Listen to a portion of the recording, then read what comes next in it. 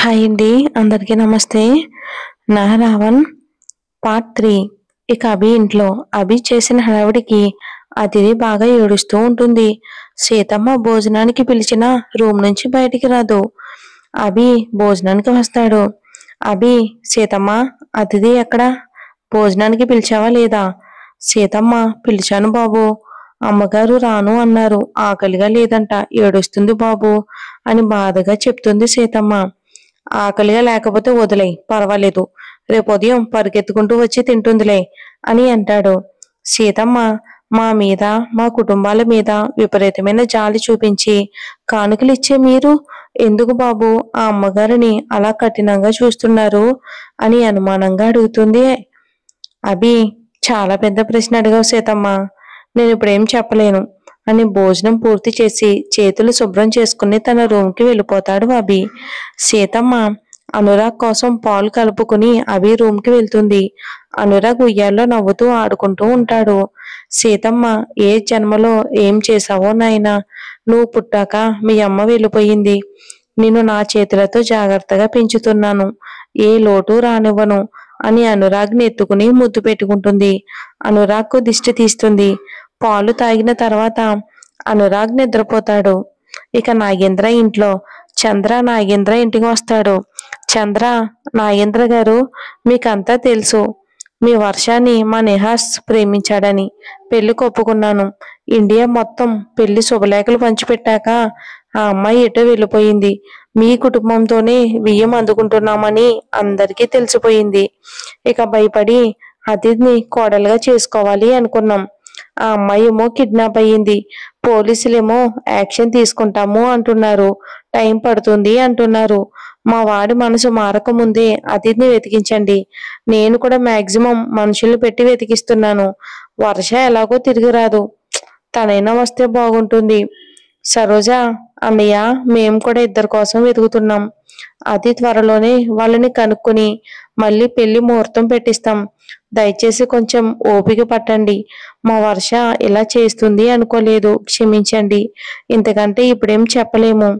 నాగేంద్ర, బావగారు, నేను మీకు మాటిస్తున్నాను.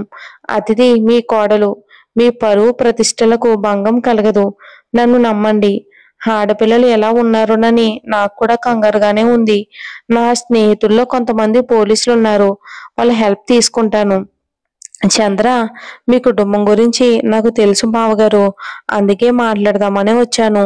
ఇప్పుడు నాకు కొంచెం ప్రశాంతంగా ఉంది. సరోజ, అన్నయ్య, రండి, భోంచేసి వెళ్దురు గాని అని అంటుంది.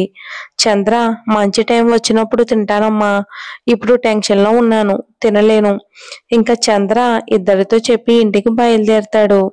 సరోజ, అన్నయ్య ఏంటండి కొడుకు విషయంలో ఎంత టెన్షన్ పడుతున్నాడు? ఆ అబ్బాయికి పెళ్లి ఇష్టం లేదేమో అని ఆలోచిస్తుంది. నాగేంద్ర, నీకన్నీ ఇలాంటి అనుమానాలే. అలా నిహాస్కి ఇష్టం లేకపోతే అతిథి పక్కన పీటల మీద ఎందుకు కూర్చుంటాడు? నీ కూతురు చేసిన పనికి ఆయన ముందు తలెత్తుకుని మాట్లాడలేకపోయేవాళ్ళం. ఛే, ఏదో అతిథి దయ వల్ల ఎలాగైనా మాట్లాడగలుగుతున్నాం అని తిడతాడు. సరోజ, మీకెప్పుడు చూడు వర్షాన్ని తిట్టడమే పని. ఇక చాలే తిట్టింది, భోజనానికి రండి. నాగేంద్ర, వస్తున్నాం పద అంటాడు.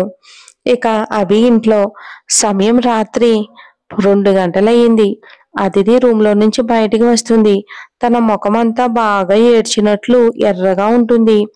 నాగేంద్ర పెద్ద కూతురు అతిథి కొంచెం తెల్లగా, మంచి ముఖం కళ్ళతో చూడటానికి పద్ధతిగా పర్వాలేదు అనిపిస్తుంది. చిన్న కూతురు వర్ష తెల్లగా, స్టైల్గా, అందంగా ఉంటుంది. సరోజ వర్షాన్ని చూసుకుని చాలా గర్వపడుతుంది. నాగేంద్రకు మాత్రం అతిథి అంటే ప్రాణం.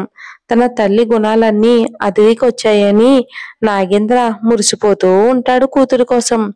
అతిథి ఇల్లంతా ఒకసారి గమనించింది. ఎవరూ లేరు అని కన్ఫర్మ్ చేసుకుని నెమ్మదిగా బయటికి అడుగులు వేస్తుంది. మెయిన్ డోర్ చాలా పెద్దది కావటంతో తను మెయిన్ డోర్ నుంచి బయటకు వెళ్ళలేనని ఫిక్స్ అయ్యి కిచెన్ దగ్గర ఉన్న ఇంకొక డోర్ దగ్గరికి వెళ్తుంది. డోర్ లాక్కి తీసుకుని ఓపెన్ చేస్తుంది. చిమ్మ చీకట్లు అలుముకుని ఉంటాయి ఇల్లంతా. విల్లా చీకట్లో చూడటానికి చాలా భయంకరంగా ఉంది. అడవిలోలాగా చెట్లన్నీ గుబురుగా ఉండడంతో దారి కూడా సరిగ్గా కనిపించని పరిస్థితి. దాదాపు రోడ్డు మీదకి వెళ్ళాలి అంటే 3 కిలోమీటర్లు నడవాలి. అతిథికి తప్పించుకోవటం తన వల్ల కాదు అనిపిస్తుంది. ఇంట్లో రూమ్ లోపల అభి తన దగ్గరకు రావటం గుర్తొచ్చి అతిథి కళ్ళల్లో నీళ్ళొస్తాయి. ఆ సీన్ గుర్తుకు రాగానే ఎలాగైనా పారిపోవాలని గట్టిగా నిర్ణయించుకుంటుంది. అతిథి కళ్ళు మూసుకుని దేవుణ్ణి తలుచుకుని నెమ్మదిగా 2 అడుగులు వేస్తుంది. అతిథికి గాలికి చెట్లు కదులుతున్న శబ్దం కూడా భయంకరంగా వినిపిస్తుంది. దేవుడి సూత్రాలు చదువుకుంటూ ఒక్క అడుగు వేస్తూ ముందుకు నడుస్తుంది. విల్లా నుంచి కొంచెం దూరం వచ్చేస్తుంది. కొంతసేపటికి తర్వాత తనని ఎవరో ఫాలో చేస్తున్నట్టు అనిపిస్తుంది. అటు ఇటు చూసి మళ్ళీ నడుస్తుంది. మళ్ళీ ఎవరివో అడుగులు చప్పుడు వినిపించగానే ఒళ్ళంతా చెమటలు పట్టడం మొదలవుతుంది. అతిథి ఓపిక తెచ్చుకుని పరిగెత్తడం మొదలు పెడుతుంది. తన వెనకాలే అడుగుల చప్పుళ్ళు వినిపించడం ఎక్కువవుతుంది. అతిథి నెమ్మదిగా ఎవరైనా ఉన్నారా అని అడుగుతుంది. ఇక ఎటువైపు నుంచో కూడా సమాధానం రాదు. అతిథి తన ప్రయాణం కొనసాగిస్తూ ముందుకు వెళ్తుంది. ఏమీ తినకపోవటంతో అలసటతో కింద పడిపోతుంది. ఒక 3 అబ్బాయిలు తన చుట్టూ తిరుగుతూ ఉంటారు. అతిథి, ఎవరు మీరు? ఎందుకిలా నా వెనకొస్తున్నారు? మర్యాదగా వెళ్ళిపోండి. తాగుతావా అంటూ ఒకడు దగ్గరికి రాబోతే అతిథి గట్టిగా అరిచి దూరం జరుగుతుంది. ప్లీజ్, మీకు దండం పెడతాను, నన్నేమి చెయ్యొద్దు. అతను, భలే ముద్దుగా బొద్దుగా ఉన్నావు. ఈ టైంలో నిన్ను వదిలేస్తే మహాపాపం అని వెటకారంగా నవ్వుతాడు. అతిథి, నా దగ్గర బంగారు గాజులున్నాయి, ఇవి తీసుకుని నన్ను వదిలేయండి. అతను, బంగారంలో మెరిసిపోతున్నావుగా, నువ్వు చాలు నాకు. బంగారంతో మాకేమీ పనిలేదు అని అతిథిని గట్టిగా పట్టుకుంటాడు. ఇంకొకడు అతిథి జుట్టు చేతిలోకి తీసుకుని తనని పైకి లేపి పెదవుల మీద ముద్దు పెట్టబోతాడు. అతిథి బెదురుగా చూస్తూ ఉంటుంది. మైండ్లో ఉన్నట్టుండి ఒక ఆలోచన వస్తుంది. తన మోకాలితో అతనికి ఒక కిక్ ఇస్తుంది. అతని వెంటనే నొప్పితో విలవెల్లాడుతూ కింద పడిపోతాడు. అతిథి పక్కనే ఉన్న చెట్టు కొమ్మ తీసుకుని మిగతా ఇద్దరిని కొడుతుంది టపా టపామని. వాళ్ళు పక్కకి పడగానే కొమ్మను విసిరేసి పారిపోతుంది. అతిథి కంగారులో చాలా వేగంగా పరిగెడుతూ కాలికి దెబ్బ తగిలించుకుంటుంది. కాలు నుంచి రక్తం కారిపోతూ ఉంటుంది. ఇక ఓపిక లేక ఒక చెట్టు వెనకాల దాక్కుంటుంది. ఊపిరి తీసుకుంటున్న శబ్దం కూడా రాకుండా కంట్రోల్ చేసుకుంటుంది. ముగ్గురు అతిథి వెనకాల వచ్చి తనని వెతుకుతూ ఉంటారు. అతిథి కాలి రక్తం గుర్తులు ఫాలో అవుతూ అతిథిని కనిపెడతారు. అతిథి భుజం మీద ఒక చెయ్యి పడుతుంది. ఒక్కసారిగా భయంతో వెనక్కి చూడగానే అభి కనిపిస్తాడు. ఆ టైంలో అక్కడ అభిని చూడగానే తనకి తెలియకుండానే కొంచెం ధైర్యం వస్తుంది. అతిథి అభి వైపు చూసిన చూపుల్లో అభికి ఎన్నో మాటలు అర్థమవుతాయి, ఎన్నో భావాలు తెలుస్తాయి. ముఖ్యంగా భయం కనిపిస్తుంది, దాక్కుంటుంది. అభి, రే, ఎవర్రా మీరు? నా వెళ్ళ దగ్గరలో ఉన్నారు, ఏం ప్లాన్ చేస్తున్నారు అని కోపంగా అడుగుతాడు అతను. నీ వెళ్ళ దగ్గరలో ఉండకూడదా? అయినా ఈ టైంలో ఏం చేస్తాం చెప్పు? బాగా తాగి ఎవరైనా కత్తిలాంటి అమ్మాయి కనబడుతుందేమోనని వెతకాలని బయలుదేరుతున్నాం. మా అదృష్టం బాగుంది, ఈరోజు ఇక్కడ దొరికింది. దాన్ని మాకు వదిలేసి మర్యాదగా నువ్వు వెళ్ళిపో.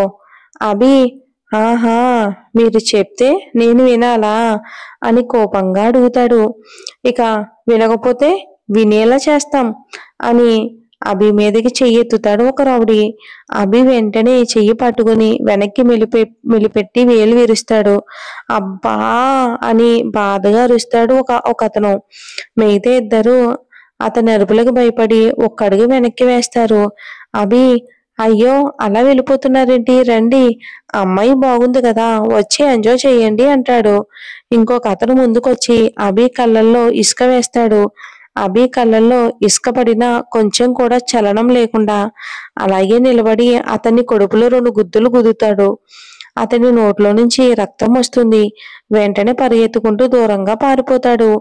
ఇంకొకడు అడుగులు వెనక్కి వేస్తూ కొంచెం దూరం వెళ్లి వేగంగా పరుగులు తీస్తాడు. అతిథి చెట్టు కింద కూర్చుని 2 కాళ్ళ మధ్యలో తల పెట్టుకుని బాగా ఏడుస్తుంది. అభి చెట్టుగా ఆనుకుని పాకెట్లో నుంచి సిగరెట్ తీసి వెలిగిస్తాడు. అతిథి అభి వైపు సీరియస్ గా చూస్తుంది. ఉన్న కష్టాలు చాలవన్నట్టు కొత్త కష్టాలు. దయచేసి నన్ను విడిచిపెట్టు, వెళ్ళిపోతా ప్లీజ్. అభి ఏం మాట్లాడకుండా వెనక్కి తిరిగి వీళ్ళ వైపు నడుచుకుంటూ వెళ్ళిపోతూ ఉంటాడు. అతిథి, ఇప్పుడు నేను ఎక్కడికి వెళ్ళలేననేగా నీ పొగరు, నీ నుంచి దూరంగా పారిపోతాను, చూస్తూ ఉండు అంటూ అభి వెనకాలే ఫాలో అవుతూ ఉంటుంది. అభి అతిథి విల్లా లోపలికి వెళ్ళిపోయాక అభి సీతమ్మ సీతమ్మ అని పిలుస్తాడు. నిద్రమత్తులో ఉన్న సీతమ్మ అభి దగ్గరికి వస్తుంది. అభి, ఆ అమ్మాయి కాలికి దెబ్బ తగిలింది, ఫస్ట్ ఎయిడ్ చేయి, తనకి ఏమైనా తినడానికి చేసి పెట్టు, తనతోనే పడుకో, బాబు నేనే చూసుకుంటాను. అతిథి అభి మాటలకు ఆశ్చర్యపోతుంది. ఉన్నట్టుండి ఇంత కేర్ తీసుకోవడం ఏంటి అని, దీని వెనుక ఏమైనా కుట్ర ఉందేమోనని ఆలోచిస్తూ ఉంటుంది అతిథి. ఓయ్, హలో, నేను బయటికి వెళ్ళానని నీకెలా తెలుసు అని అడుగుతుంది. అభి, నాకు తెలుస్తుంది, ఎప్పుడు ఇలాంటి పనులు చేయకు, ఇక చైల్తో కట్టేయాల్సి వస్తుంది, వెళ్ళి సైలెంట్ గా అన్నం తిని పడుకో అని కోపంగా చెప్తాడు. అతిథి, దేనికి తిన్నగా సమాధానం చెప్పవా నువ్వు, అన్నీ నేనే ఊహించుకుని క్రియేట్ చేసుకోవాలా అని అరుస్తుంది కోపంగా. అభి అతిథి గొంతు పట్టుకుని, అరిచావంటే పీక పిసికేస్తా, జాగ్రత్త, నా దగ్గర నాటగా లేకు, నాకు నచ్చవు, తర్వాత అనవసరంగా చేస్తావంటాడు కోపంగా. అతిథి కన్నీళ్లతో రూమ్ లోపలికి వెళ్ళి తలుపేసుకుంటుంది. ఇక భోజనం తెస్తాను అంటుంది సీతమ్మ. నాకేం అవసరం లేదు, భోజనం వద్దు, ఏమీ వద్దు, ఏమీ అవసరం లేదు అని తోడు కూడా వద్దు, నేను ఒకదాన్నే పడుకుంటాను, నన్ను ఇలాగే చావనివ్వండి అని కోపంగా బాధగా ఏడుస్తూ ఉంటుంది పాపం అతిథి. ఇక అది చంద్ర ఇంట్లో. చంద్ర తన భార్య వసంతతో మాట్లాడుతూ ఉంటాడు. వసంత, ఏవండి, నాకు నేహాస్ పద్ధతి నచ్చలేదండి అని బాధపడుతూ చెప్తూ ఉంటుంది. చంద్ర, ఎందుకు, మళ్ళీ ఏం చేశాడే అని అడుగుతాడు చంద్ర కంగారుగా. వసంత, అంత చక్కగా పద్ధతిగా ఉన్న అతిథిని వద్దంటాడేంటి, ఆ వర్షానే కావాలంటాడేంటి, వర్ష పద్ధతి నాకు అస్సలు నచ్చలేదు, అప్పుడు ఎంగేజ్మెంట్ లో కూడా ప్రతి ఒక్కరిని హత్తుకుని ముద్దులు పెట్టింది, వచ్చిన ఒక్కరిని కూడా, ఛే, వాడికి ఏమని నచ్చ చెప్పాలి అని తల బాదుకుంటుంది. చంద్ర, నాకు కూడా నీలాగే అనిపించింది, కానీ ఒక్కగానొక్క కొడుకు కావడం వలన వాడి ఇష్టాన్ని కాదంటే ఏం చేసుకుంటాడేమోనని నా భయం, అయినా వర్ష లేచిపోయిందిగా, ఇక రాదులే, అతిథి ఎక్కడుందో తెలుసుకుని త్వరలోనే ఇద్దరికి పెళ్లి జరిపిద్దాం అని భరోసా ఇస్తాడు. వసంత, అతిథి కూడా ఎవరినైనా ప్రేమించి వెళ్ళిపోయిందేమో, కావాలని నాటకం ఆడుతున్నారేమో అని అనుమానం వస్తుందండి. చంద్ర, ఆ అమ్మాయి ఎలాంటిది కాదని వాళ్ళ నాన్న చెప్పాడు, ఆ అమ్మాయి పేరు మీదే సగానికి పైగా ఆస్తి కూడా ఉందంట, అందుకే ఆ ఇంట్లో అందరూ తనని గౌరవిస్తున్నారంట. వసంత, మన అదృష్టం ఎలా ఉందో చూడాలి, నేహాస్ని చూస్తుంటే తగ్గేలా లేడు అని ముభావంగా అయిపోతుంది. చంద్ర, వాడికి ఎలా చెప్పాలో నాకు బాగా తెలుసు, నువ్వు ఎక్కువగా ఆలోచించి ఆరోగ్యం పాడు చేసుకోకు, అర్థమైందా వసంత అని అంటాడు. మరి ఎంత దూరం వెళ్తుందో, ఎటు వెళ్తుందో చూద్దాం స్టోరీ.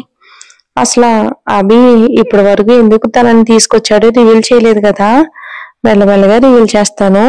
అలానే మన న్యూ స్టోరీ కాబట్టి కామెంట్లు, నెక్స్ట్ మన లైక్స్ కూడా ఇచ్చేసి హైప్ అనే ఆప్షన్ కూడా క్లిక్ చేసేయండి. ఇంకా కొత్త కొత్త స్టోరీస్ అనేవి వస్తూ ఉంటాయి, ఇంకా పెండింగ్ లో ఉన్న స్టోరీస్ కూడా కంప్లీట్ చేస్తానండి. Thanks for watching. అలానే మన ఇంకో ఛానల్లో కూడా న్యూ స్టోరీ కూడా స్టార్ట్ అవుతుంది, చూడండి.